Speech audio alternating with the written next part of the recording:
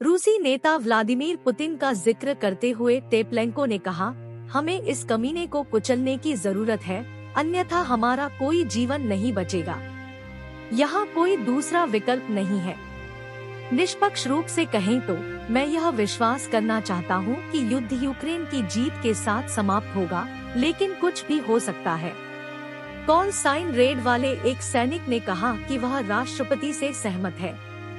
आक्रामकता जारी है, लेकिन धीमी गति से धीरे धीरे हर दिन हमारी जमीन आजाद हो रही है। एक ही समय में संपूर्ण अग्रिम पंक्ति पर आक्रमण जैसी कोई चीज नहीं हो सकती, क्योंकि इससे और भी अधिक नुकसान होगा। रेड ने कहा कि उन्हें लगा कि सेना हर चीज को सहजता से ले रही है, क्योंकि हमारे पास कोई अन्य विकल्प नहीं है। हम समर्पण करके हार नहीं सकते, क्योंकि कोई भी इससे सहमत नहीं होगा।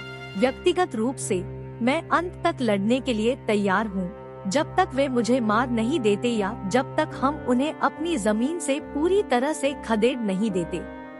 कीव निवासी कैटरीना पोलिशचुक ने कहा कि वह समझती है कि हमें इस युद्ध में तत्काल किसी सफलता की उम्मीद नहीं करनी चाहिए।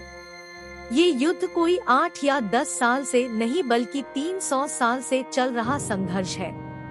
उन्होंने कहा, मैं पूर्ण पैमाने पर आक्रमण के पहले दिन से कीव में रह रही हूँ। मैं यही पैदा हुई थी और अपना पूरा जीवन यही बिताया है। मुझे अपने शहर से प्यार है और हालांकि यह डरावना था, फिर भी मैं यही रुकी।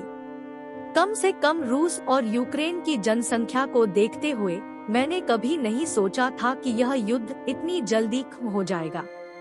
लेकिन हमारे दिल में निश्चित रूप से हम जीत की उम्मीद करते हैं और भगवान से इसके लिए प्रार्थना करते हैं, पोलिशचुक ने कहा। राष्ट्रपति वोलोडिमिर ज़ेलेंस्की के कार्यालय के प्रमुख एंड्री यर्मक ने कहा, यूक्रेन द्वारा लंबी दूरी की मिसाइलों की पैरवी करना सिर्फ एक सनक नहीं है, बल्कि एक वास्तविक जरूरत है। उन्होंने कहा, युद्ध के मैदान में सेना की प्रभावशीलता, साथ ही सेना का जीवन और हमारी प्रगति इस पर निर्भर करती है।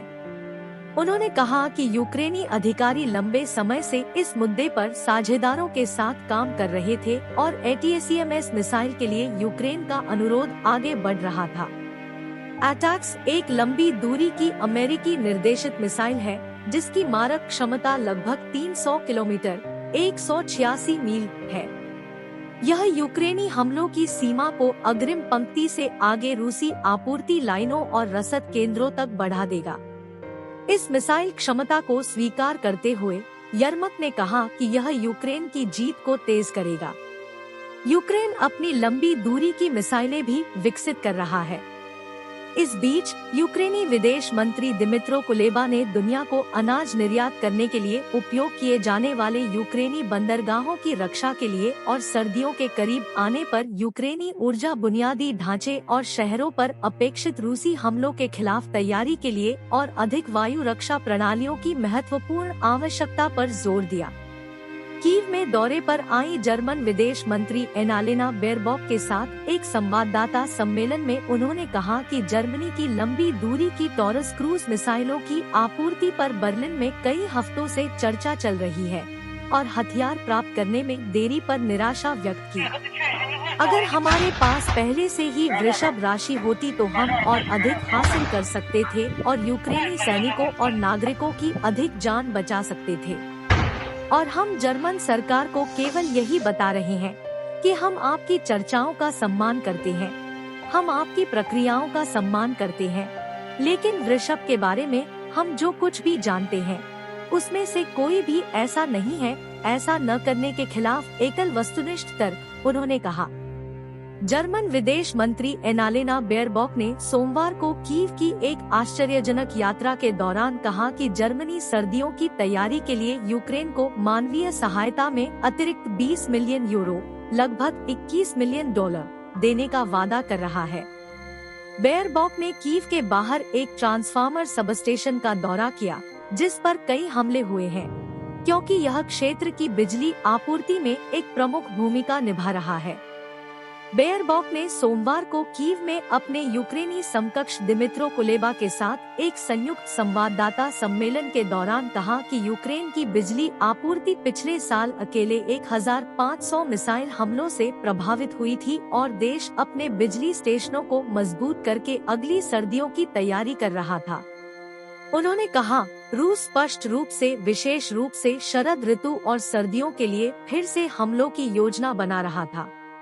यूक्रेनी अधिकारियों ने जर्मनी से देश की आत्मरक्षा के लिए यूक्रेन को टॉरस क्रूज मिसाइलें प्रदान करने का आग्रह किया था।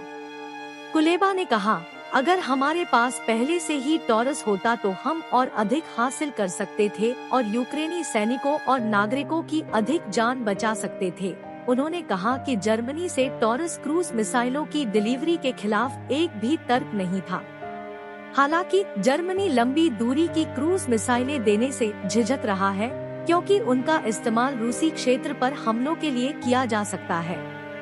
कुलेबा ने कहा कि यूक्रेन को उम्मीद है कि जर्मन कंपनियां जल्द ही कीव में आयोजित होने वाले रक्षा उद्योग मंच में भाग लेंगी। रूस के खिलाफ प्रतिबंधों के मुद्दे पर कुलेबा ने काला सागर अनाज पहल के पुनरुद्धार को सक्षम करने के लिए उन्हें कमजोर करने के विचार का विरोध किया, जैसा कि रूस द्वारा मांग की गई है। कुलेबा ने कहा, मुझे पता है कि कुछ ताकतें हैं जो इस मांग में रूस की रियायतों का समर्थन करती हैं, लेकिन रूसी बैंकों को अंतर्राष्ट्रीय स्विफ्ट भुगतान प्रणाली से दोबारा जोड़ने से वरिष्ठ रूसी अधिकारियों को लाखों डॉलर कमाने की इजाजत मिल जाएगी।